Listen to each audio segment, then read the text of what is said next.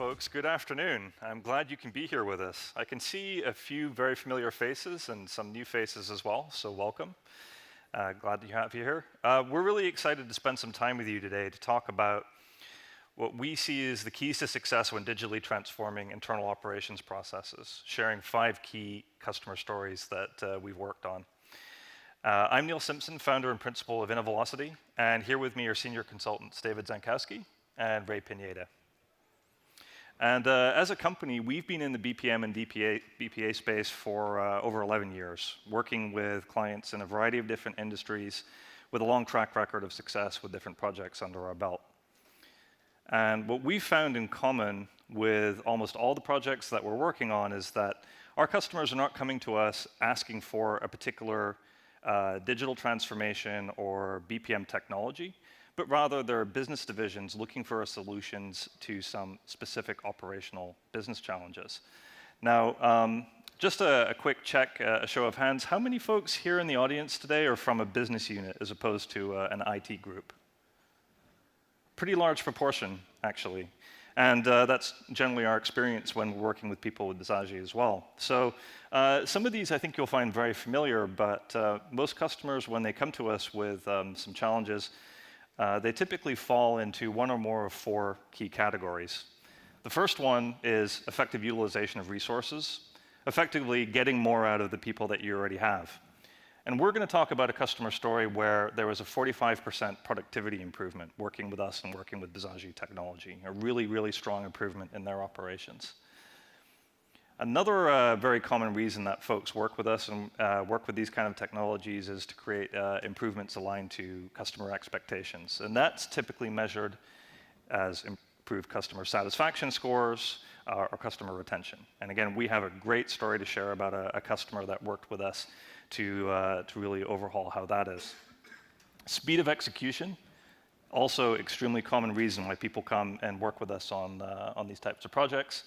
And we have another great case study where a customer took their cycle time from 3 weeks down to 3 days.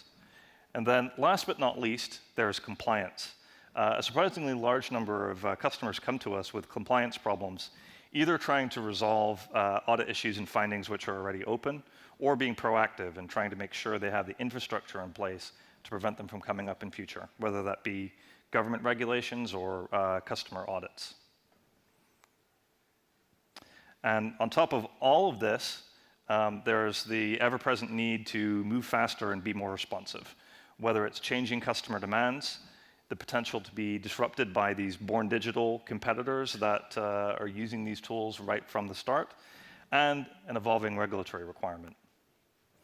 And again, through the case studies that we're going to discuss, you'll see some examples about how customers were able to go live in a very short period of time, in around about 90 days.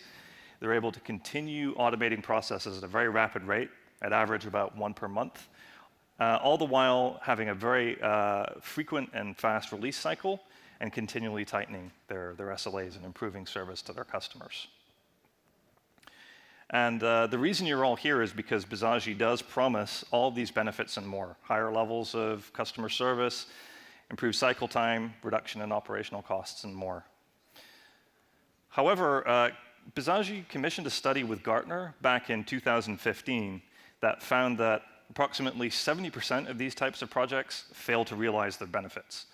That could be either nothing actually gets released at all and no project is realized, or the project goes live, it's in use, but it's failing to deliver the expected benefits, those key indicators that we talked about earlier on.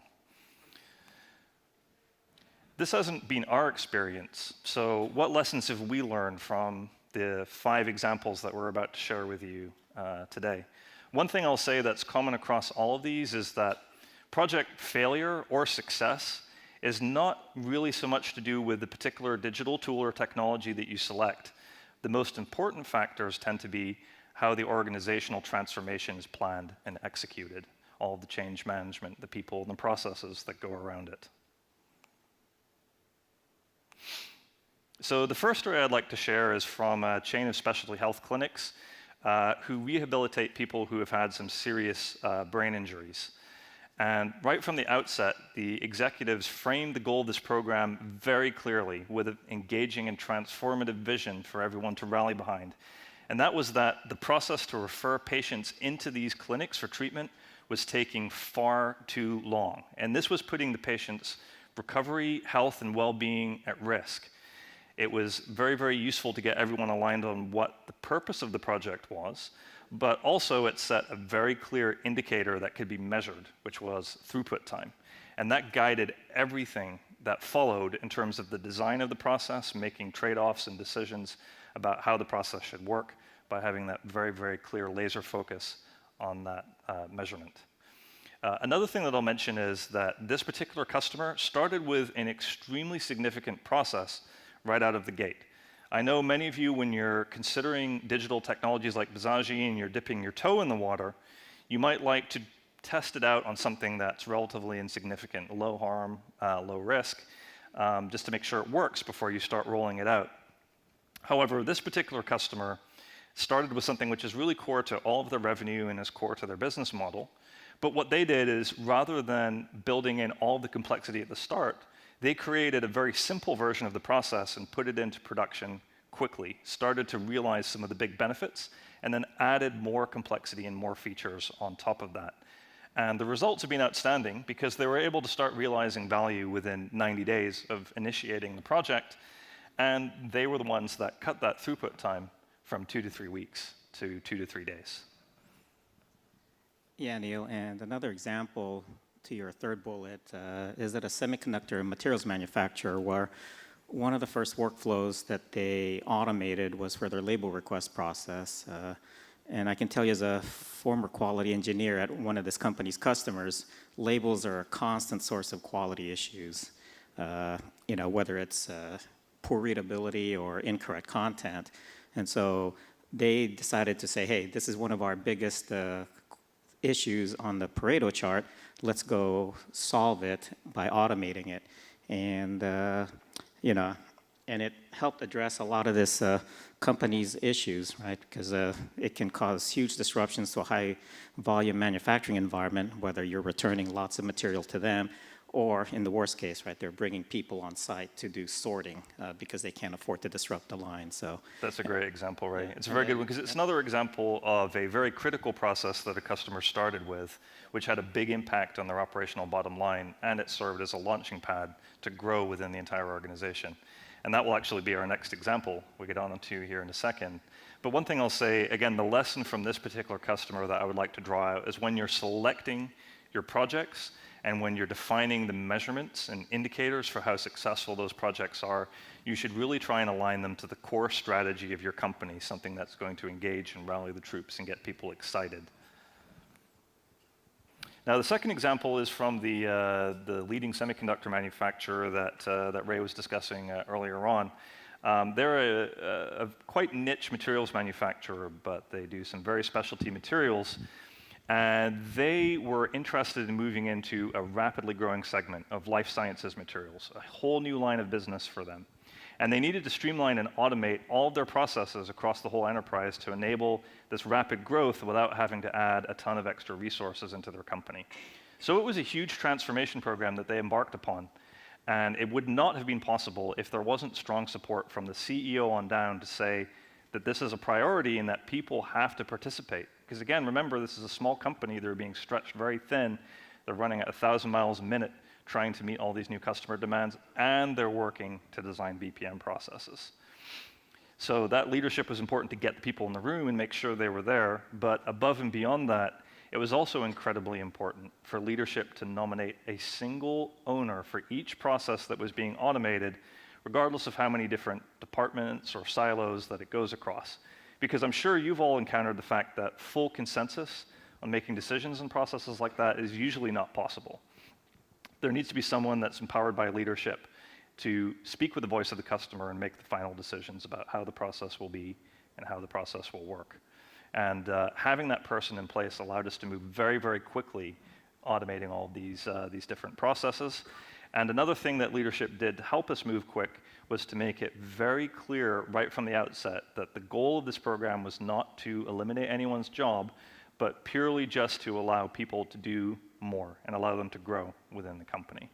And the results here were fantastic. Again, it was a huge enterprise program where 20 plus processes were automated in less than 2 years. These were the processes that were generating a lot of compliance issues in their manual state, and after they were automated, they were completely eliminated, and they did achieve that 45% productivity improvement. They're doing very well in this market, and they did not have to grow their staff significantly to support it. And to Neil's point, one of the key processes there was the product request process. It's the sampling process by which they provide samples to their customers to then test on new manufacturing lines, which allowed that growth into the life sciences business. That process touches probably at least a dozen departments within the company. And they picked a single person, a process owner from the sales support department, who's the primary operator of this process.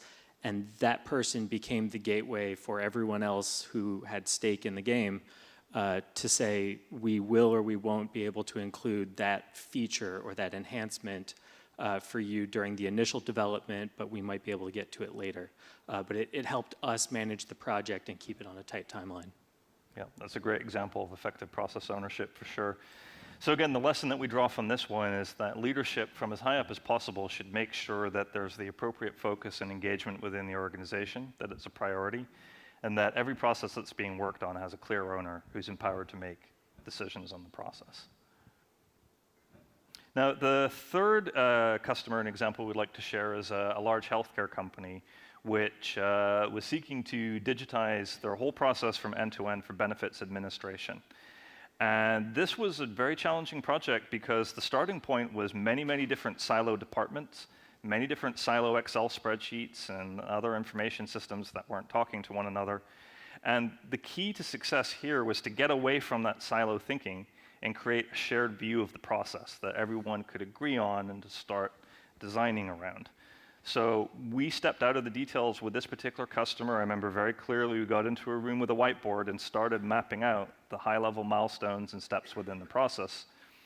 And from there, we're able to use tools like SciPoc, which we stole from Six Sigma, and Bizagi Modeler, to decompose each one of those main phases and processes in a very rigorous way so that we could identify all of the different sub-processes which we were going to automate, identify all the different dependencies, and start to look at ways that we could introduce things like reusability. Great results here as well. Using this type of approach, we're able to align 35 different business units around the company on this shared common process, eliminated most of those legacy spreadsheets and tools, and provided for the first time this single view of the process from end to end so that leadership could really understand what was going on in their business and drill down into any level of detail. And then in a similar but different vein, that same manufacturing company from before with the 20 processes, what we did for them was we mapped out all 20 processes, what departments they're tied to, who's the primary department for each process, and we looked at how those processes would then interact with each other, and that allowed us to sequence how we were going to develop the processes and pair processes together or group them into subsets that made sense, so that things like label request got paired with the SKU change request and the spec control request and the process change request, because all of those things should in fact talk to each other. And being able to identify that they should all talk to each other allows you to then think about how their data models should be similar and related and have reusable pieces to then tie together. Yeah, that's another great example. I think I'm a little bit familiar with this project, and I think I would have gone crazy if I didn't have that higher level map to try and understand what the different dependencies were. So again, the lesson from this particular customer is that it's important to start your design with a systems approach. Even when you're starting out your project, maybe small, and getting started with digital process automation or BPM, don't just start in one silo, not thinking about the bigger picture, but try and create that higher level map of your organization and your processes and start to decompose and find the right fit within that. Now, our fourth example is from a multinational insurance company that we're working with. And the goal of the project here was to digitize the identity access management processes within that company. So that's everything to do with onboarding new employees and contractors, auditing their access while they're on board to make sure they have access to the right things, and when the time comes, deprovisioning those people and making sure that all that access is removed. And this was a remarkable project because of the size and the agility of the team. We had 2 consultants on our team paired with 2 resources from the customer side, and we're able to deliver a huge and complex process. Any of you that have worked on these types of processes before or even participated in them will get a sense for how challenging these could be. And we were able to do it with a very small team because the people who were developing and building the process were in the room right from the start with the customer stakeholders, helping them to define the solution. We don't follow a traditional waterfall type of approach where you have a project manager and business analysts who throw information over the wall to a developer who then develops something and comes back a little bit later with something maybe hopefully it works. But the developer is an active participant in the process because they're trained to be an analyst, a modeler, even a project manager if need be. The other thing which enables all this to happen is the BPMN model, which underlies Bizagi. This is one of the great strengths of Bizagi and tools like it, is the fact that you can express your whole design and all of your business requirements in a model that business folks and technical folks can understand. And we take it to the maximum logical conclusion where we're attaching all of our requirements, all of our design specifications to the model. So it has to relate in some way to some shape or some step in the business process to be considered a requirement, which eliminates a lot of the ambiguity. Now, the other thing that we do is we heavily reuse proven and pre-built templates for common scenarios to make sure that we can cut down on design and build time. An example that we used in this process was a little utility which creates ServiceNow tickets and then checks the status of those tickets. And this particular customer has been using it all over their company after that. And that's necessitated as we're starting to establish these kind of standards and we're achieving these successes, the creation of a center of excellence to basically lay the framework for managing all of these standards and for rolling out the project throughout the rest of the organization. And there's going to be a presentation actually tomorrow afternoon where Neil Kleske is going to be presenting on this very topic. So I would highly recommend checking that out. Great results here. Again, we executed this with a small team. It was rolled out to 450 managers across the company, reduced the cycle time by 6 weeks, and cut out 800 plus spreadsheets, which we all know how much we love spreadsheets, and we're sad to see them go, but that is mostly considered a success.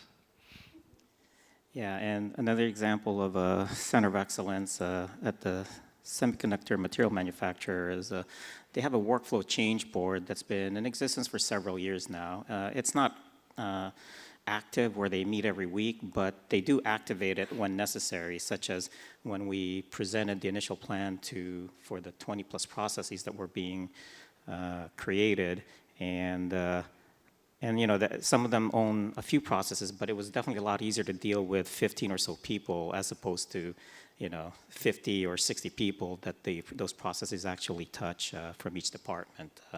And it made it easier to do the planning and management, coordinate the resources, establish common goals and common terminology so that, you know, it reduced the need for a lot of follow-up meetings where we were having to explain things from the get-go. So, yeah, so that was an example where it's not necessarily meeting every week, but when it's needed, they activate it as on demand. That's great, Ray. What I like about that example is the fact that it's not this huge bureaucratic organization, because we have talked to customers about center of excellence concepts, and they're a little bit allergic to the idea because they imagine it's just another bureaucracy within the company that's going to generate a lot of paperwork and no particular results. But what's very interesting about how the customers we're working with are implementing center of excellence is they keep it very lean and very focused, and like Ray said, in this particular example, they just spin it up as and when it's needed. So it is possible to do a CUE in a lean manner. So our last example here is another material manufacturer, a specialty material manufacturer that was working on one very specific process. And it was the process to handle customer complaints. Anything that's wrong with the materials that they're providing or the service, it's all managed by this business process. And the response time for handling issues prior to implementing this process was one of the biggest findings that was flagged by customers.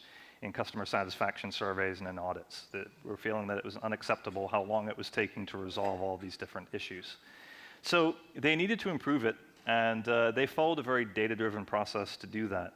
They started off by establishing a baseline, in other words, understanding what their current state is in terms of how long it takes for the process to complete.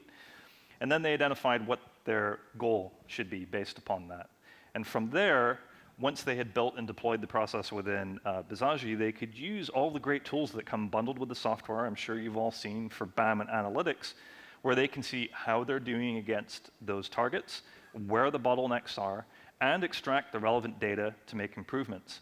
And what was really great about this customer is they didn't look at it as a one-and-done type of project where they would design everything until it's perfect, put it into production, and then forget about it. They put the first version, again, very quickly into production.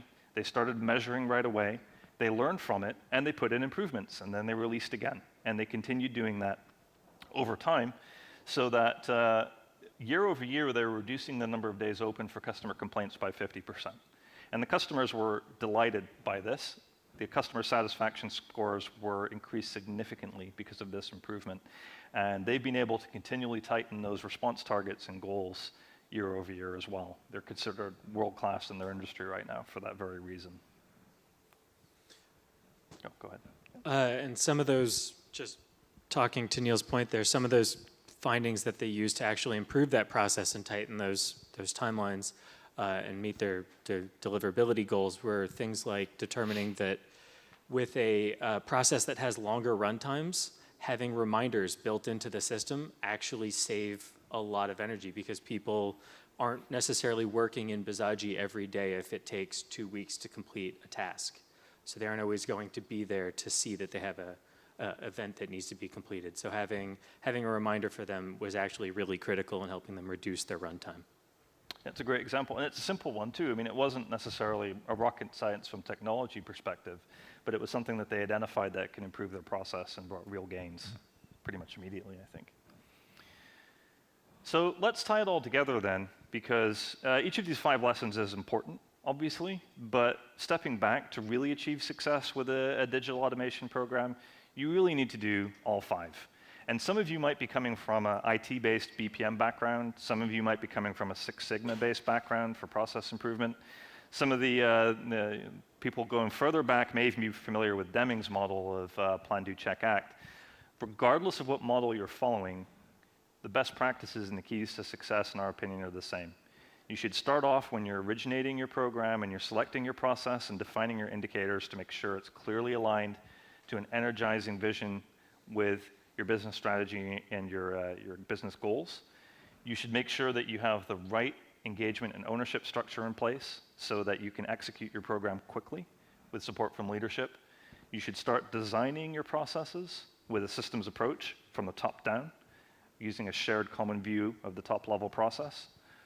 You need to have the right framework in place to have close collaboration between everyone involved in the project, especially the developers, and that's underpinned by strong standards that you can develop with a COE. And you should have a continuous measurement and continuous improvement feedback loop in place where, again, you don't put your process or your project into production and just hope that everything is solved as a silver bullet, but that there's a commitment to continuously improving and making those adjustments. If you do all of that, if you have the right digital platform, and if you have the right execution capability, for example, working with folks and partners such as ourselves, in our experience, you'll be much more likely to achieve those outstanding results for cycle time, customer satisfaction, productivity, and compliance. So with that, I would like to say thank you very much. Thanks for coming along. I'll open it up for questions here if anyone has any.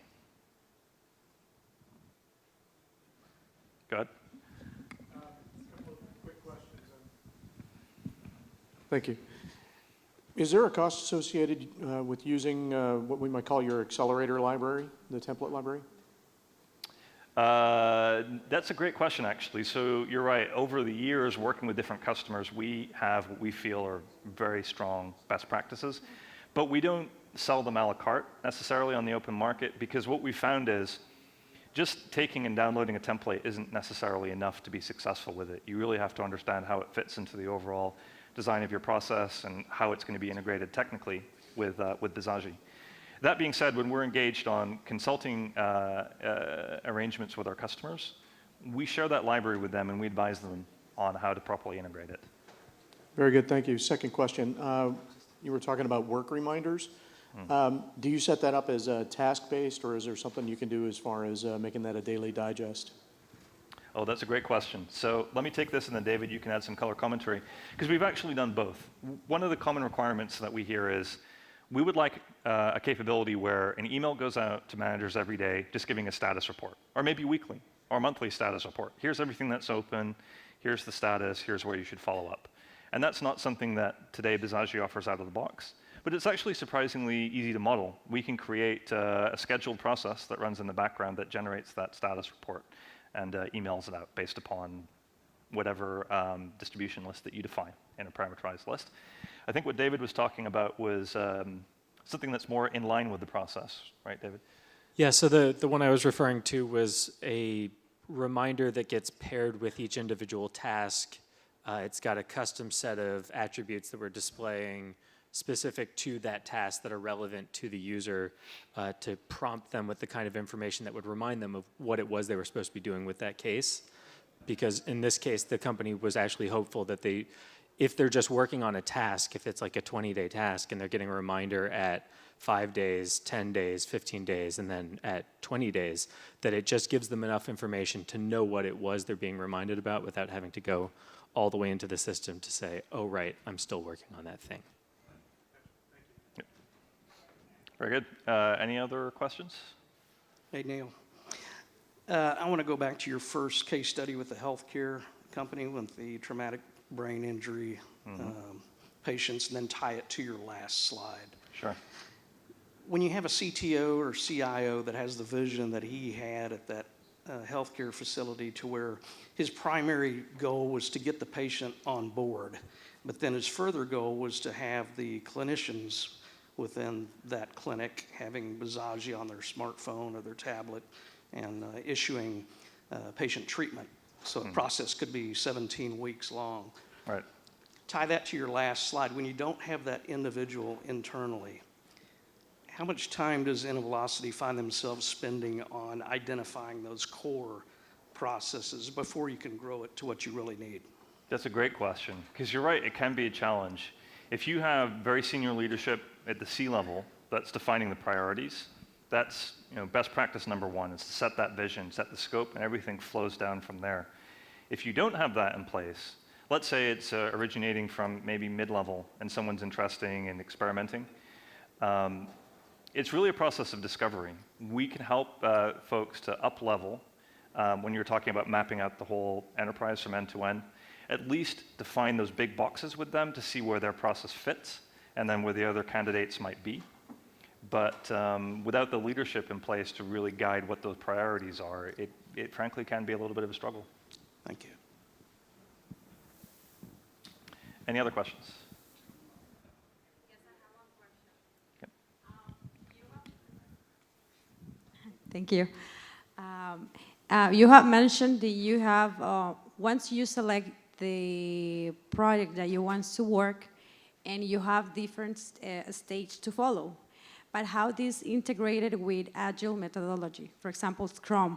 I don't know if when you work with any particular project, you have small deliveries or not. That's a great question, actually, yeah. So we're big believers in Scrum and in Agile. And in our opinion, it's a perfect pair for something like Bizagi, where you have to have these rapid iterations, rapid releases. So on almost every project we work on, if the customer doesn't already have that methodology in place, we help to advise them. We'll bring in something like VSTS to help them set up their backlogs, help them understand what is a user story and what is a feature and how you can decompose the design in such a way where it can be managed using Scrum. We even provide templates already kind of preset for here's a standard Bizagi project in Agile. So it really helps them to get started with the methodology if they're not already familiar with it. Very good. Well, I think we're just about out of time here. We might have time for one more question if anyone has anything else. Very good. Well, thank you all for joining us here, and we'll see you around in the conference. Please stop by our booth. It's right outside. Thank you.